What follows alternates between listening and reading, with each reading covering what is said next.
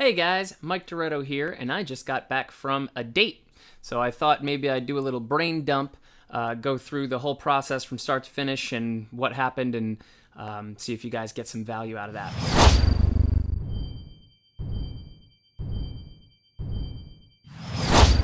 So this was a daytime lunch date. We met around noon, right around the corner from her work. We got lunch together. We chatted a bit, and we went our separate ways. So this is going to be one of the more common types of date experiences that you'll encounter, where things aren't really popping off like crazy. There's not a ton of like animal, we're tearing each other's clothes off type of attraction. I mean, those dates are all great. Not even necessarily better, because you could be totally like animalistically attracted to someone who's a wrong fit for you, personality or relationship wise. So the physical part of it is only one part. The personality part is another. But this would be, I think, one of the more common scenarios where you're out together, you're getting to know each other, and you like each other, but it's not like we need to go find some place to hook up immediately or else, we're going to explode. So I actually didn't find this person from cold approach. This person actually found me online using a dating site. I'm a fan of OkCupid. That's kind of the only one I've really spent a good amount of time on. Plenty of Fish, Match.com, eHarmony, and then all the apps like Tinder and Bumble and et cetera, et cetera. If I've used them at all, I've just dabbled, and I found OkCupid to be good enough for my purposes. My profile on OkCupid is very direct. It's very straightforward. It says, hey, I'm a non-monogamous person that looks like this. I'm into these specific things. So, hey, if you're still reading, then we're probably a fit. Let's, shoot me a message and let's meet up. So my online profile works really well for me. It does the heavy lifting for me, because if a woman has read my profile and still clicks that she likes me or sends me a message saying hi, then I know that we're already really starting off on a good foot. So there's a lot of things about me, like being non-monogamous, like doing combat sports, like, enjoying mind-altering healing plants, that might scare a person away. So if you accept all those facts about me and you're fine with them, then there's a good chance that we're compatible enough to become friends at the very least. So let's see where we go from there. So she shot me a message. She said hi on OkCupid. I said, hey, usually I ask people, did you read my profile? Because very often I will get people that click like on my profile, or they might even say hi, and I'll say, hey, thanks for saying hi. Have you actually read my profile? And that's when I'll lose them. That's when they'll disappear, because they go back and read my profile and go, oh, non-monogamy. Like I don't know if I'm interested in that. In this particular case, I went to her profile first and saw that she actually was non-monogamous. She had a picture of her and her husband in her profile. So I was able to respond to her like, oh, hey, great to meet another non-monogamous person. So we're already talking about our compatibility. In your case, maybe you have something less extreme. Maybe it's like a shared love of the Patriots football team, or a study of self-improvement or biology, or something. So we were talking about our shared, something that was important to the both of us, that we shared. So in this case, it was non-monogamy, and I was asking, like, how do you run your relationship? Are you looking for a third? Like, are you looking for me to hang out with you and your husband? Or are you looking for a one-on-one type of date scenario? She said that she appreciated how direct and straightforward I am. Spoiler alert, guys. I mean, we teach this stuff because it works. Most women like a man who's direct and straightforward. Now, not tactless. If I showed you the email messages back and forth, you'd see that it's just very straight and to the point, but it's not like brutish or forceful, or hey, I want to do these things to you. It's just like, hey, we're people, let's set up a date. It shouldn't be this back and forth, takes 2 weeks to respond, or it's like, what are you going to do? Well, what are you going to do? Someone needs to have an idea. And it should be, in my opinion, the man should make the first go at it. Like, I mean, and I say this, not should is the wrong word. either person can take a run at it, but most guys these days, most guys that come to us for help, are not taking action. They're not making any plans. They haven't put the forethought into it. So that's why I recommend, hey, especially if you haven't been doing this sort of thing, come up with a plan. So initial emails, just maybe 2 back and forth, and then at the point where we decided, like, oh yeah, we are gonna want to get we do want to go on a date with each other, I said, hey, let's move this to text. And it was as simple as that. Hey, let's move this to text. Here's my number. So she responded to text, and then we could move a lot faster than being on the email system on the website. And so we picked a location. I said, hey, where's your work? She said where it was. I got on Google Maps. I looked up the neighborhood. I said, hey, have you been to this taco place or this froyo place or this whatever? We decided on a place, and we met up. So the laying out of the date should be very straightforward. I mean, a lot of guys, they one of their biggest questions is, how do I turn a number into a date? How do I make sure she doesn't flake? How do I blah, blah, blah, blah, blah? How you do it is that you be as straightforward and direct as possible about your intentions and the plans you want to make, so that the other person can show their genuine enthusiasm or lack thereof. But most people, they beat around the bush, and they try to put it on the other person. They try to say, like, oh, well, what's fun for, they try to, they overanalyze, and they try to put their best foot forward in such a way that it obscures their real personality. And either that ends up with you not properly communicating, like you're not really sharing true information with each other because you're both sort of guarded and on your best behavior and not really being vulnerable. So you end up wasting time.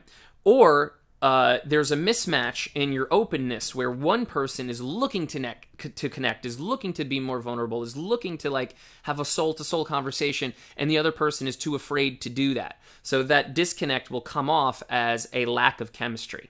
And maybe one party might even be thinking, like, why are you wasting my time? Like, if you were going to just show up here to be this closed off or to do that interview style, job interview type of thing, then why would you even take the time and energy to do it?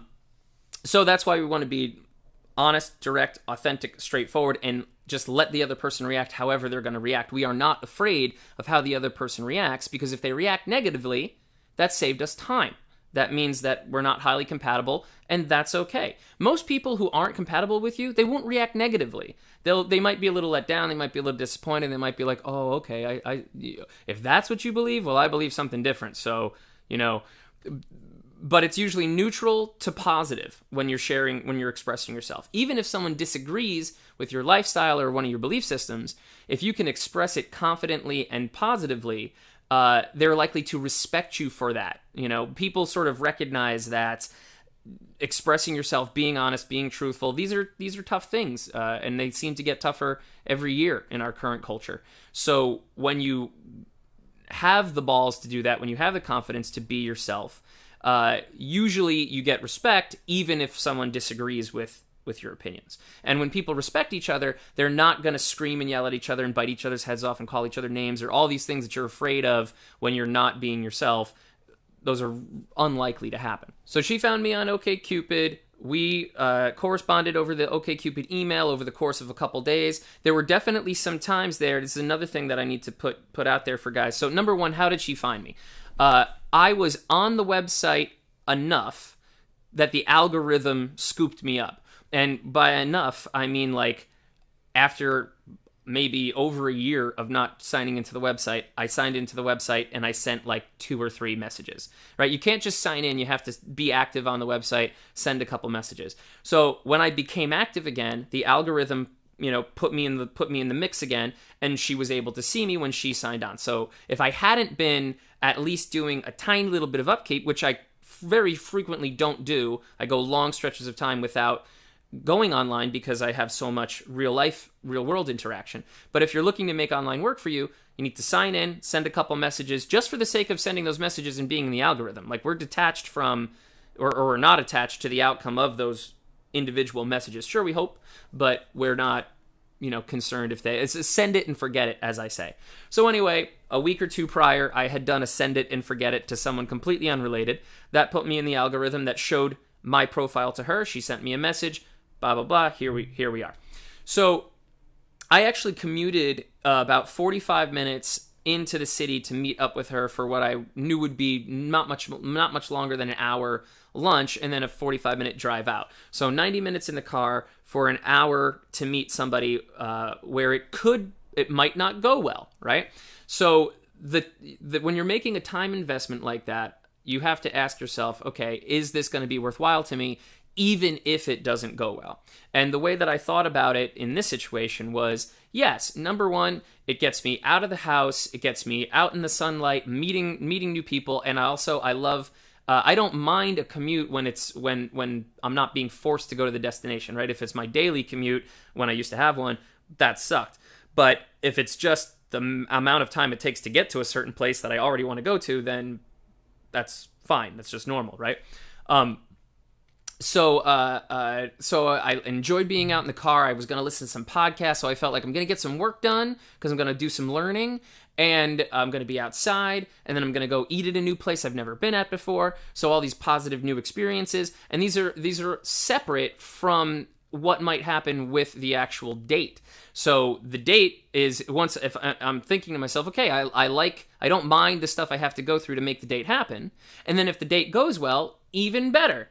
And I've also been experienced enough with dating that if it weren't going well, I know how to stop it and extricate myself, politely enough and make sure there's damage control and get out of there and not really waste my time. If that were to happen, if I were to walk in, we were to see each other and we were to be like, oh, yeah, this is a no-go, which I actually have been on a date like that before. We could have decided not to continue with the date. And she's walking distance from her job. Yeah, I did a drive, but now I've got some free time in the city. I could walk around. No harm, no foul, no big deal.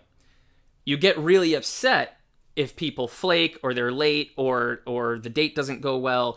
If you're going beyond your boundaries, if you're breaking one of your own personal rules or boundaries to overly invest in the date. So, if I had driven out there and it was a bad date and it only lasted 20 minutes, you could say like, oh, you drove 90 minutes to have a 20-minute interaction. That wasn't worth it. You must be pretty frustrated. And I would say, not really, because like I said, I enjoyed the process. I enjoyed the action I was doing. Like, I don't know if you would call it right action in the sense, but like I was doing it for its own sake and not for the potential outcomes of the date. So I'm actually not upset. I'm not frustrated no matter how it goes. And I've also done the calculus that if it was to go bad, I still wouldn't mind. I could take that hour of time that I have and go approaching, just do an hour of approaching. I was already going to spend that time on social interaction, right? So now I get the hour back and go out, get more phone numbers, meet more people, have more conversations. Who knows? So the advice there is don't agree to dates that you think would be too much effort for you to make if the date weren't to go well, because then you're automatically putting pressure on the date situation to go well in order to make everything else worthwhile. If that's the way you see it, if you're seeing it in such an algebraic way, then don't do it, because if something goes wrong, you're going to get inappropriately upset, and it's going to just make you that much more less likely to enjoy the dating process going forward, right? This needs to be fun. This needs to feel like it's not a ton of investment, that it feels like an appropriate investment. Otherwise, you'll quit the game before you get the chance to succeed.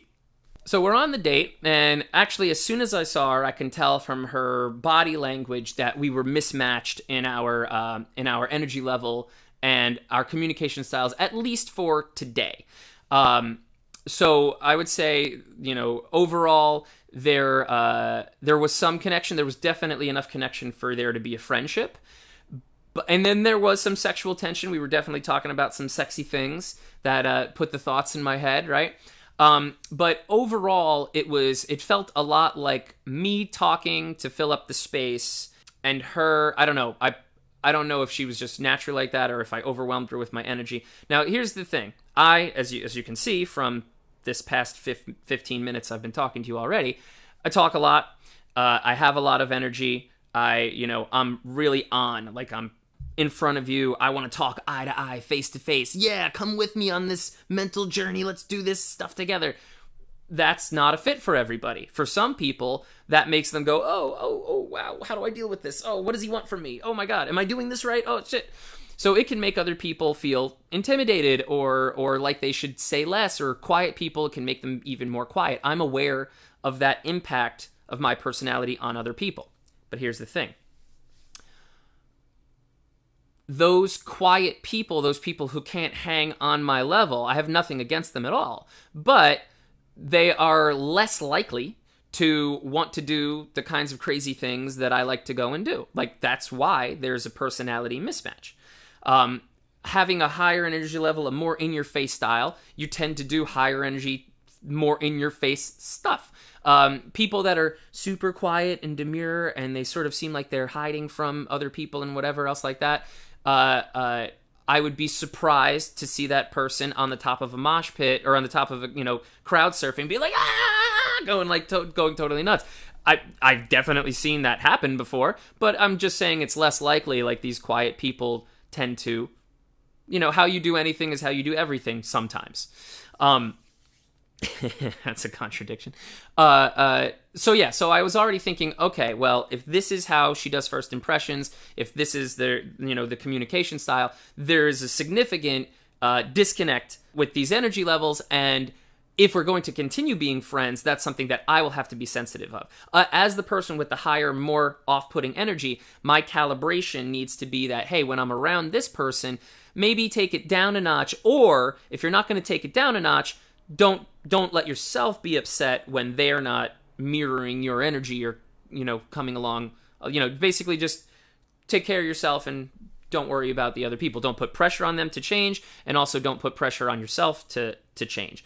If you're so incompatible that you can't, that you actually scare the other person off, well, this is a good thing. Why would you want to force somebody to stay with you that's uncomfortable, and why would you want somebody around you that feels, put off by your energy? Doesn't make sense. So some coaches would tell you to, be really sensitive to this kind of stuff, and then try to sort of change to address it. And I say, no, don't worry about that. It just means that every once in a while you're going to have some dates where there's not a lot of connection, and that's okay. That just means that person is not a romantic partner for you. So on my date, it was still quite an enjoyable date, but I say all the time, play Captain Obvious. Call people out in the moment. Describe what you're seeing. So at one point, I asked her, we're sitting, we're in an awkward position on these sort of like bar stool areas at this lunch place, and she was sitting kind of like this the whole time. So I'm on this side, and she's sort of like arching away with the arm in front of her like a bar. And I said, hey, is my energy, am I too intense for you? Am I scaring you off? I know I haven't shut up.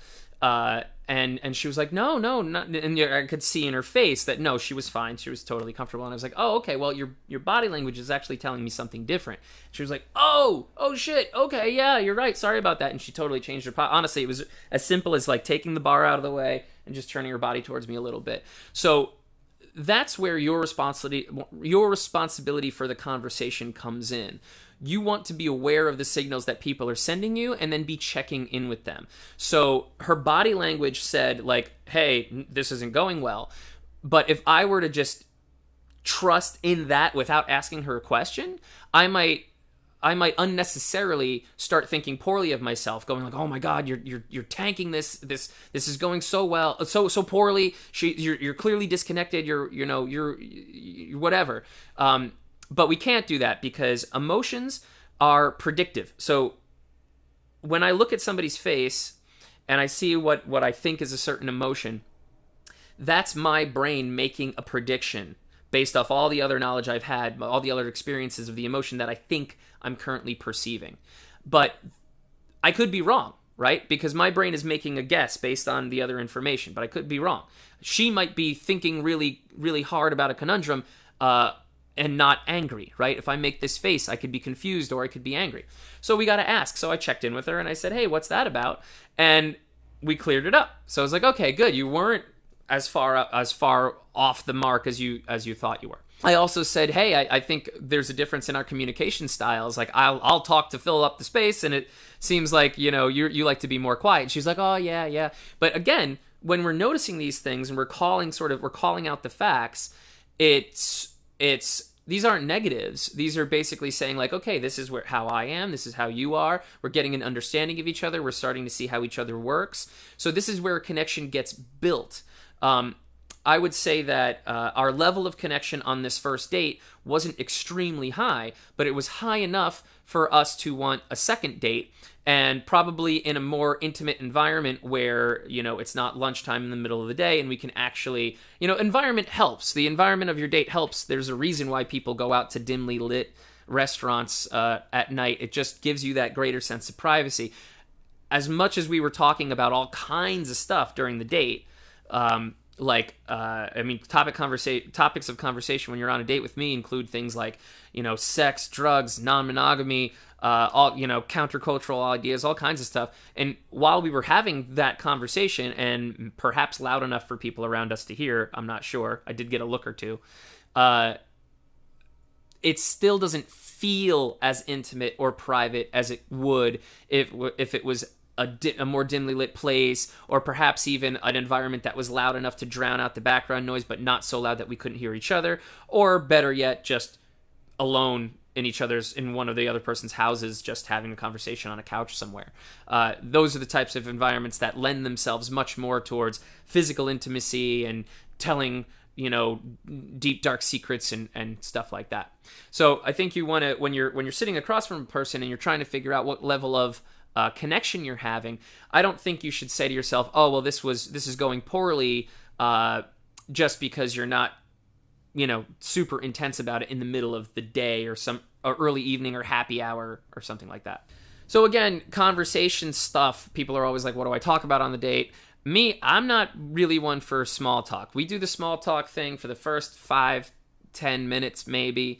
You know, oh, where are you, you know, weather, work day, blah, blah, blah. But then I always wanted to get a little bit deeper. So like, you know, not just where are you from, but what was it like growing up there? What made you move? Like, ask people about the transitions in their lives, because that's usually where there's a good amount of activity and a strong memory. You know, oh, tell me about the time you moved from Michigan to Boston.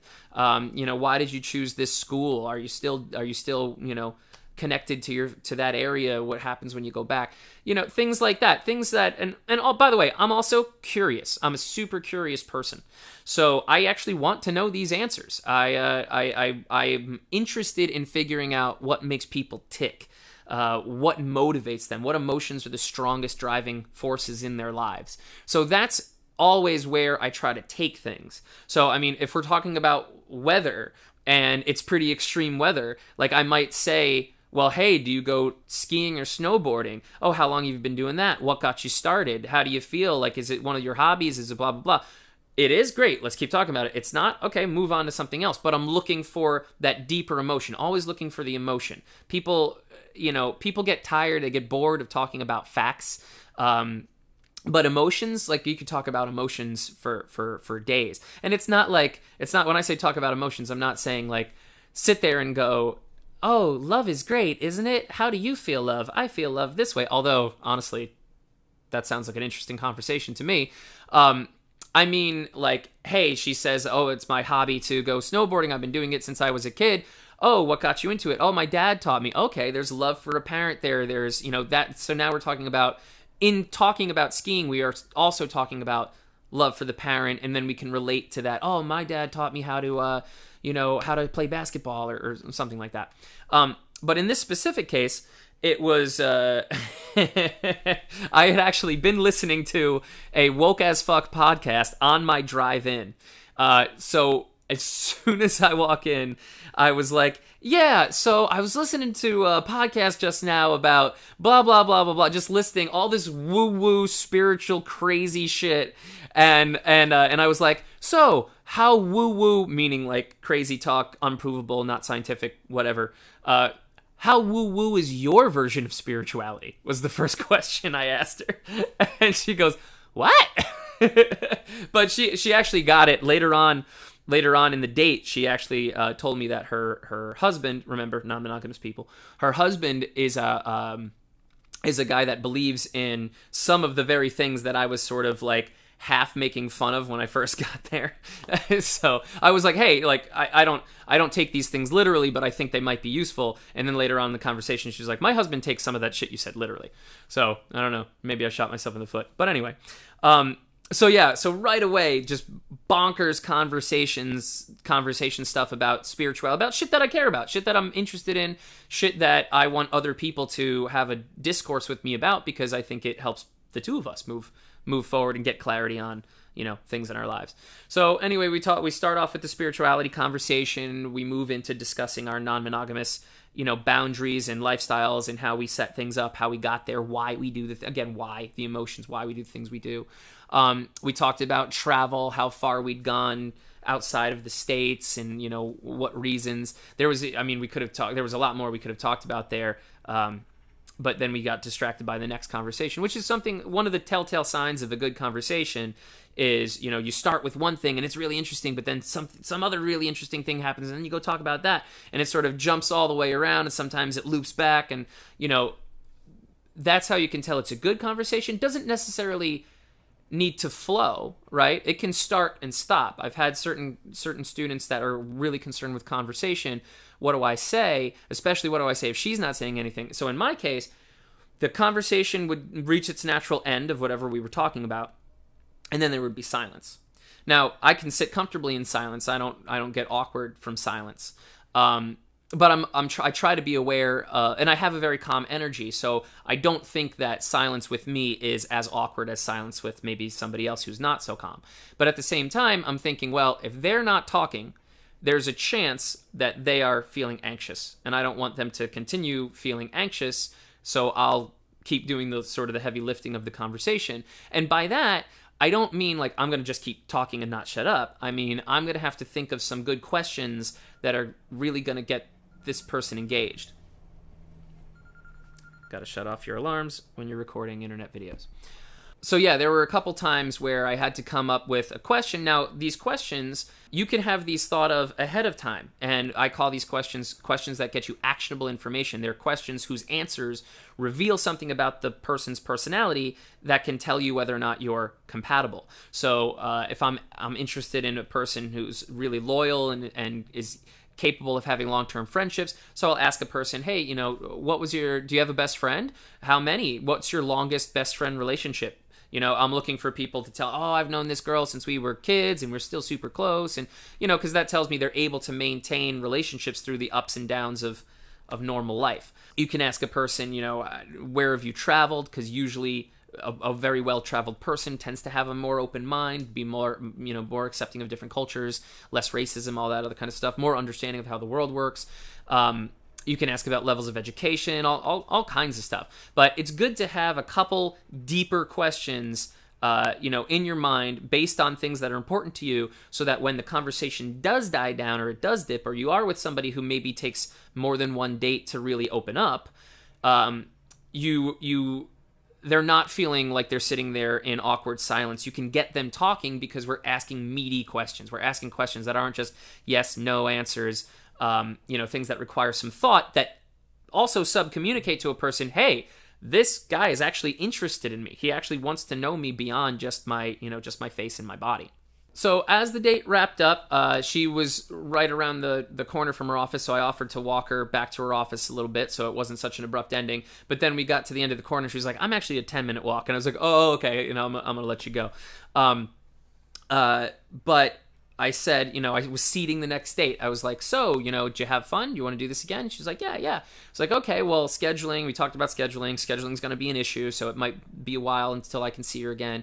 We're both pretty busy, like we're both in relationships. But, I mean, I could easily see us having another lunch, and then maybe after a few lunches, we can figure out a nighttime scenario or something. But this was one of the situations, if I were to never see this person again, I wouldn't be upset because, like I said, there was a good chunk of compatibility missing from the initial interaction. On the other hand, if I do see this as a situation that can blossom, that can open up as the other person becomes more comfortable with me and my energy and my sort of in-your-face style. Because, through the course of our conversation, like I said, we were trying to build some sexual tension. We were talking about, hey, what's the craziest sexual thing you've ever done? What place, blah, blah, blah. And the answers that she gave made me go like, okay, maybe there's some more than meets the eye here. Like, this isn't just it's not just a quiet person. There's more layers, there's more dimensions. But that wouldn't have happened if I didn't have the balls to take the conversation in a sexual direction and ask those kinds of questions, and not be afraid of coming off as like weird or creepy or perverted. Because if she's on a date with me and she starts thinking that, well, that's clearly a mismatch. We're not compatible. We should reject each other, and that's healthy, and that's what rejection is for.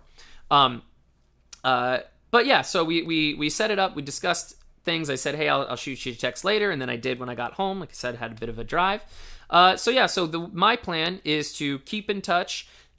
If the conversation over text remains responsive and lively, like if we're able to sort of maintain a conversation passively that way, then I'll be further encouraged to set up a future date with her. And if she shows up on that date, then maybe I'll invest a little bit more in the friendship and whatever. But again, we take it slow. We don't overinvest. We invest only as much as we feel the investment coming from the other person. At the same time, we're not afraid to go first. We're not afraid to put that energy. Like, I clearly put more energy into today than she did. For all I know, I don't know, maybe she was up in her head about it for days. Probably not, but, who knows? But it seemed like I was investing a little bit more than she was overall, but you can't be keeping score. You can't be going like, well, I did this, and then so you do this, because then you start making covert contracts. It's nice guy behavior. It's poor boundaries. It's not direct. All kinds of bad shit. So, be willing to go first, be willing to make the first move, to invest a little bit, and then test the waters, see how it comes back.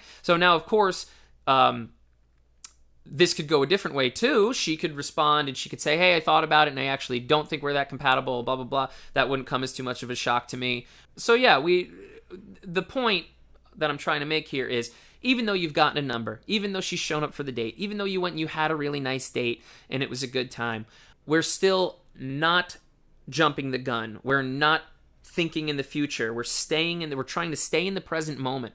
We're trying to stay focused on the here and now as much as possible and say, okay, how do I feel? Is this an appropriate level of feeling? Does it, am I going to do anything stupid from this feeling? Is it infatuation? Is it lust? Is it whatever? And we slowly explore these feelings with another person over the course of weeks and months. So that way, by the time we're agreeing to something like a relationship, we've really done more due diligence than people usually do, because people just run into these things without, and that's why so many relationships fall apart at the 3-month mark, the 6-month mark, pretty early on, because you weren't really compatible to begin with. So if you're on a bad date or a date with low connection, don't beat yourself up. Don't worry about it.